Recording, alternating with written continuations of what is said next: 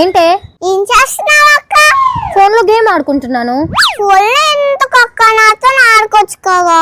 నీతో ఆడుకోవడానికి నేనేమన్నా చిన్న పిల్లని అనుకుంటున్నావా? నువ్వు వెళ్ళి ఆడుకో.